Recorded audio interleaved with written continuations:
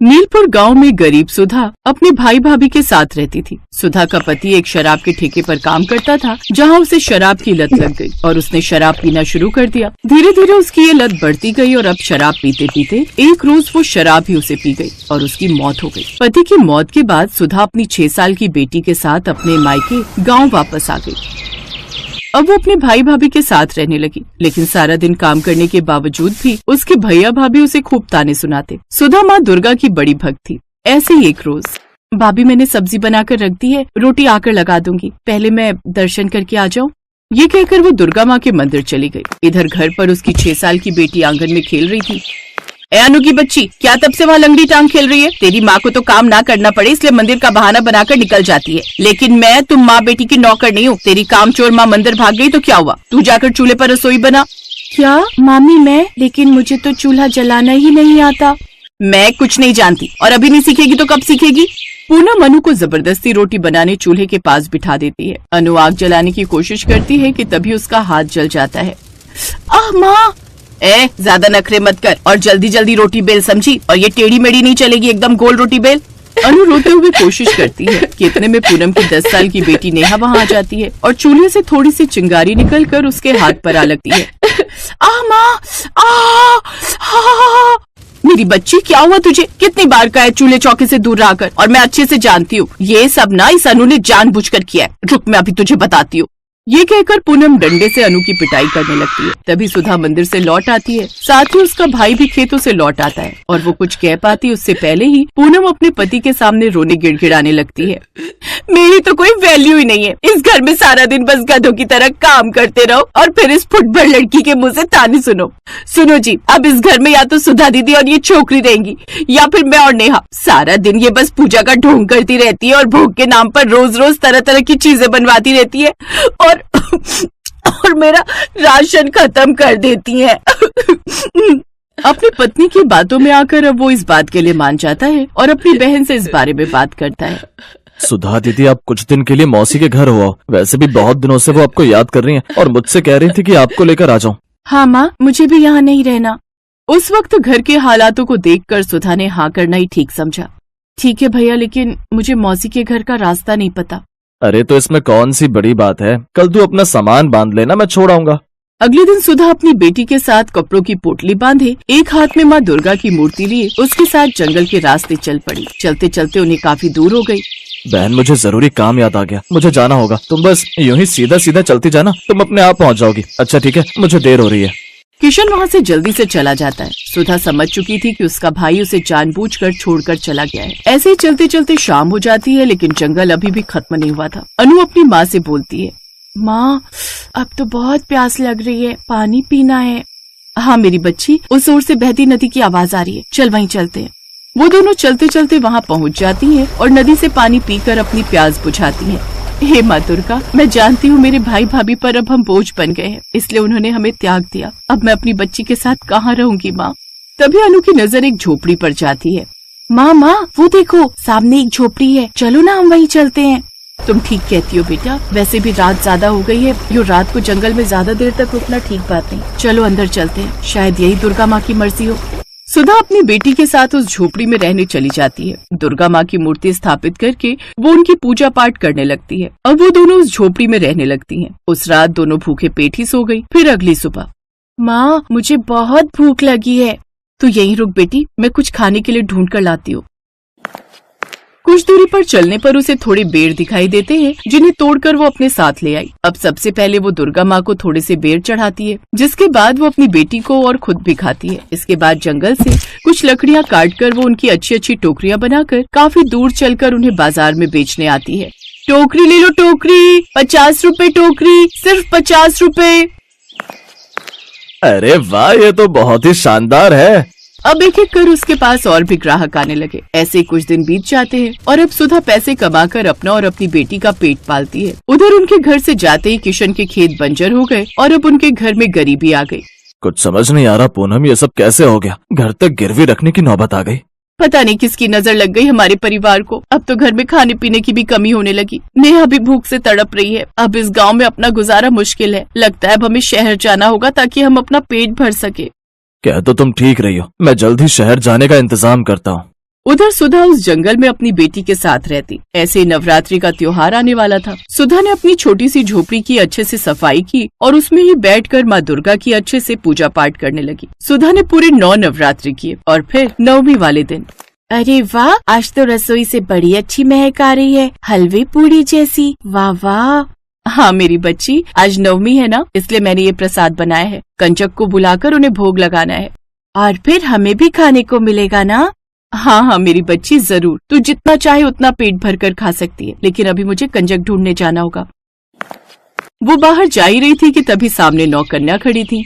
हमें बहुत जोरों की भूख लगी है। इस जंगल के रास्ते हम दूसरे गांव जा रहे थे, लेकिन रास्ते में हमें तेज भूख लगने लगी। आपकी झोपड़ी से खाने की महक आ रही थी, इसलिए सोचा यहाँ आ जाएं। हाँ हाँ, तुम सब अंदर आओ, मैं तुम्हें दुर्गा माँ का प्रसाद खिलाती हूँ। अब वो उन सबका कन्या पूजन कर माँ दुर्गा को भोग लगाती है। सुधा की भक्ति से प्रसन्न होकर माँ दुर्गा अपने असली रूप में आ जाती हैं। आपके दर्शन पाकर तो मेरा जीवन सफल हो गया माँ। अब से तुम्हें कभी किसी चीज की कोई कमी नहीं होगी सुधा। ये कहकर माँ दुर्गा अंतर ध्यान हो जाती हैं और सुधा की छोटी सी झोपड़ी बड़ी से आलीशान घर में बदल गई। अब वो सब खुशी खुशी रहने लगे।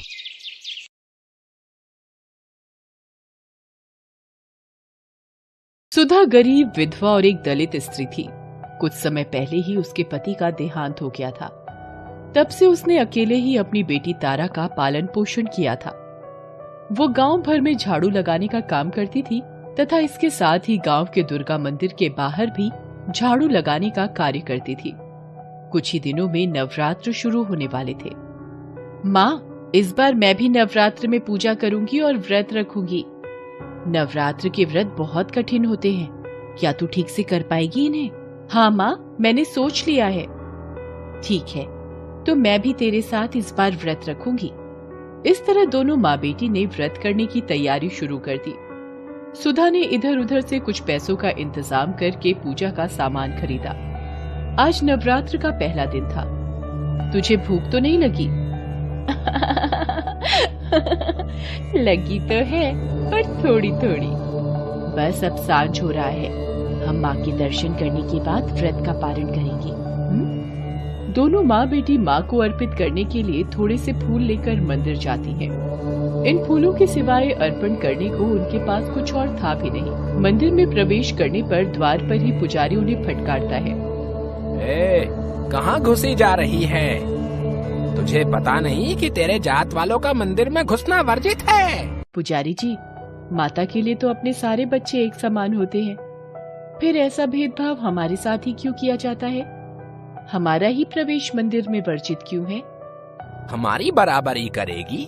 होती कौन है सदियों पुरानी रीत बदलने वाली? अपनी जात भूल गई? पुजारी जी, मेरी बेटी को माँ के दर्शन का ये फूल चढ़ाने दो। तू अपनी बेटी के मुंह में हमारा धर्म भ्रष्ट करेगी। चुपचाप यहाँ से निकल जा। देखो भाइयों, ये अछूत औरत होकर मंदिर में माँ के दर्शन करने आ गई है। भगाओ इसे, नहीं तो ये देवी के मंदिर को भ्रष्ट कर देगी। वहाँ खड़े लोग उन्हें भगा देते हैं। उन सब की नजर बचाकर तारा चुपचाप मंदिर के द्वार पर अपने फूल चढ़ा देती है। दर्शन न होने के कारण दोनों माँ बेटी भारी मन से घर लौट आती हैं।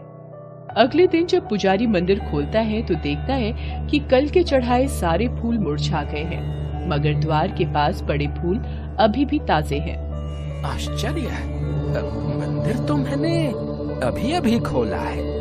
ये कल के चढ़ाए हुए फूल किस भक्त के हैं, जिनमें अभी भी ताजगी बाकी है? ये बात सारे गांव में फैल जाती है। सब अपने आप को माता का भक्त साबित कर रहे थे।